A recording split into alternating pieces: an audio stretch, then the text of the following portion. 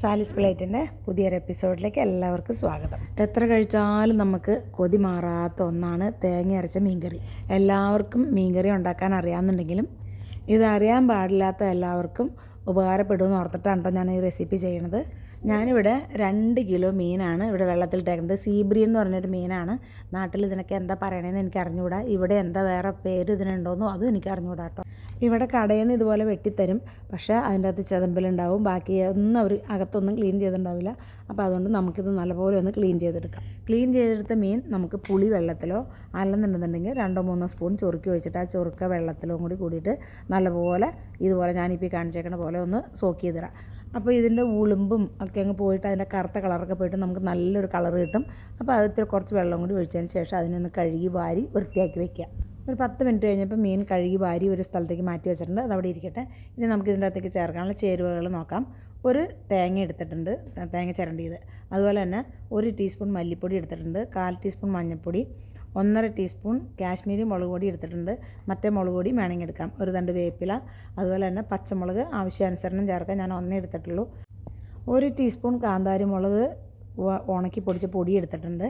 ഒരു കഷ്ണം ഇഞ്ചി, അതുപോലെ തന്നെ ഒരു 5-6 ചുമന്നുള്ളി, അതായത് ചെറിയുള്ളി, പിന്നെ ഒരു കഷ്ണം വെളുത്തുള്ളിയും കൂടി ചേർത്ത് നമുക്ക് മിക്സിയുടെ ജാറിൽ ആവശ്യത്തിന് വെള്ളം ഒഴിച്ചിട്ട് നല്ല പേസ്റ്റ് പോലെ അരച്ചെടുക്കാം. ഞാൻ 2 ട്രിപ്പായിട്ടാണ് ഇത് അരച്ചെടുത്തേക്കണത്. അരച്ചെടുത്ത തേങ്ങയുടെ മിക്സ് എല്ലാം കൂടെ കൂടിയിട്ട് ഞാനൊരു മൺകലത്തിൻ്റെ അകത്തേക്ക് മാറ്റി കൊടുക്കുകയാണ്. അതിൻ്റെ അകത്ത് മിക്സിയൊക്കെ കഴുകിയിട്ട് അത്യാവശ്യത്തിന് വെള്ളമൊക്കെ ചേർത്ത് കൊടുക്കാം കേട്ടോ. ഒരു കാര്യം ഞാൻ നിങ്ങളുടെ അടുത്ത് പറയാനായിട്ട് വിട്ടുപോയി. കുടംപുളി, മീനിന് ഏറ്റവും ആവശ്യമായിട്ടുള്ളത് കുടംപുളിയാണല്ലോ. അപ്പോൾ മീൻ വെട്ടാൻ തുടങ്ങുന്നതിന് മുമ്പ് തന്നെ 4-5-6 പീസ് കുടംപുളി എടുത്തിട്ട് നന്നായിട്ട് കഴുകിയിട്ട് ഒരു ഗ്ലാസ് വെള്ളത്തിൽ സോക്ക് ചെയ്ത് വയ്ക്കുക. നമ്മുടെ അരപ്പിൻ്റെ അകത്തേക്ക് ഈ പുളിയുടെ വെള്ളവും പുളിയും കൂടെ കൂടിയിട്ട് ചേർത്ത് കൊടുക്കാം കേട്ടോ. അതിനൊരു പ്രത്യേക രുചി തന്നെയുണ്ട്. പിന്നെ നിങ്ങളുടെ കയ്യിൽ ഇനിയിപ്പോൾ പുളി ഇല്ല, കിട്ടാനൊരു മാർഗ്ഗം ഇല്ലെങ്കിൽ അതിന് പകരം മാങ്ങ ചേർത്താലും മതിയാവും. ആവശ്യത്തിന് ഉപ്പ് ചേർക്കുക. ഒരു തണ്ട് വേപ്പിലയും കൂടി ചേർത്തതിന് ശേഷം ഒന്ന് നന്നായിട്ട് മിക്സ് ചെയ്തിട്ട് സ്റ്റൗ ഓൺ ചെയ്യാം. എന്നിട്ട് നമുക്കതിനെ മൂടിയിട്ടിട്ട് ഒന്ന് തിളപ്പിച്ചെടുക്കാം. ഇനിയിപ്പോൾ ഇത് നമുക്ക് തിളച്ച് കിട്ടണം. നിങ്ങൾ ഈ തേങ്ങയുടെ മിക്സിലേക്ക് ഒരുപാട് വെള്ളം കോരി ഒഴിക്കരുത് കേട്ടോ. അതായത് അതിൻ്റെ കണക്കെന്ന് പറഞ്ഞാൽ മീൻ ഇട്ട് കഴിഞ്ഞ് കഴിയുമ്പോൾ മീൻ ആ ലെവലിൽ, അതായത് മീനിൻ്റെ ലെവലിൽ ഇതിൻ്റെ ഗ്രേവി വരണം. നമുക്ക് മൂടി മാറ്റി നോക്കാം. നല്ലപോലെ ഇതിൻ്റെ ഗ്രേവി തിളച്ചിട്ടുണ്ട്. അതിൻ്റെ അകത്തേക്ക് നമുക്കിനി ഓരോരോ കഷ്ണങ്ങളായിട്ട് മീനിട്ട് കൊടുക്കാം. മീനിടുന്ന സമയത്ത് നമ്മുടെ സ്റ്റൗവിൻ്റെ ഫ്ലെയിം നല്ല കൂട്ടി തന്നെ വെക്കണം കേട്ടോ. ഇപ്പോൾ നമ്മൾ മീനെല്ലാം ഇട്ട് കഴിഞ്ഞു. ഇനി നമുക്ക് മൂടിയിട്ട് ഒരു 8 തുടങ്ങി 10 മിനിറ്റ് വരെ വേവിച്ചെടുക്കാം. 10 മിനിറ്റ് കഴിഞ്ഞ് കഴിഞ്ഞപ്പോൾ ഞാൻ സ്റ്റൗവിൻ്റെ ലിഡൊക്കെ ഒന്ന് മാറ്റി നോക്കി. ഇതിപ്പോൾ നല്ലപോലെ കറി വെന്തിട്ടുണ്ട്. നല്ല കുറുകി ചാറോടുകൂടി വെന്ത് വന്നിട്ടുണ്ട്. ഇനി നമുക്കിതിനെ കടുക് വറുത്തെടുക്കാം.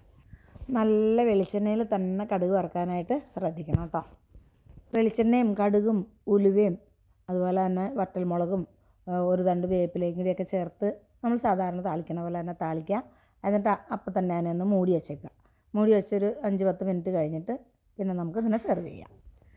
മീൻ കറി വയ്ക്കുമ്പോഴല്ലോ നമ്മൾ തിളയ്ക്കുമ്പോഴായാലും അത് കഴിഞ്ഞിട്ടുള്ള താളിക്കുമ്പോഴായാലും ഒന്നും കറിച്ചട്ടിയുടെ അകത്തേക്ക് നമ്മൾ സ്പൂണിട്ട് ഇളക്കുകയോ കാര്യങ്ങളോ ഒന്നും ചെയ്യരുത് കേട്ടോ. അത്യാവശ്യം ഉണ്ടെന്നുണ്ടെങ്കിൽ നമ്മൾ 2 കിച്ചൺ ടവൽ ഉപയോഗിച്ചിട്ട് അതിനെ അങ്ങോട്ടും ഇങ്ങോട്ടും ഒന്ന് അനക്കാനേ പാടുള്ളൂ. സ്പൂണുകളിട്ടൊന്നും ഇളക്കരുത്. ഇളക്കിയാൽ മീൻ പെട്ടെന്ന് പൊടിഞ്ഞു പോകും. അടുത്ത ദിവസത്തെ ഊണിൻ്റെ കൂട്ടത്തിൽ നമുക്ക് തേങ്ങ അരച്ച മീൻ കറി കൂട്ടിയിട്ട് ഊണ് കഴിക്കാം കേട്ടോ. അപ്പോൾ എല്ലാവരും ഉണ്ടാക്കി നോക്കിയിട്ട് കമൻറ്റ് ചെയ്യണം, ലൈക്ക് അടിക്കാൻ മറക്കരുത്. നിങ്ങൾ ഈ വീഡിയോ കാണുമ്പോഴേ ജസ്റ്റ് ഓപ്പൺ ചെയ്ത് നോക്കിയിട്ട് അങ്ങ് വെച്ചും പോവാതെ കൊണ്ട് എല്ലാവരും ദയവ് ചെയ്ത് അത് ഫുള്ള് വീഡിയോ ഒന്ന് കാണണം കേട്ടോ. നിങ്ങൾ കുത്തിയിരുന്ന് കാണണമെന്ന് ഞാൻ പറയില്ല. ഓൺ ചെയ്തിട്ട് ആ ടെലിഫോൺ എവിടെയെങ്കിലും ഒന്ന് മാറ്റി വെച്ചാലും മതി.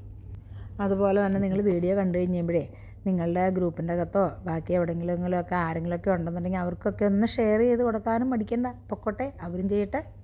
ഇന്നത്തെ വീഡിയോ വൈൻഡപ്പ് ചെയ്യാനായിട്ട് സമയമായിട്ടുണ്ട്. അപ്പോൾ അടുത്ത നല്ലൊരു വീഡിയോ ആയിട്ട് കാണുന്നതുവരേക്കും ബൈ ഫ്രം സാലിസ് പ്ലേറ്റ്.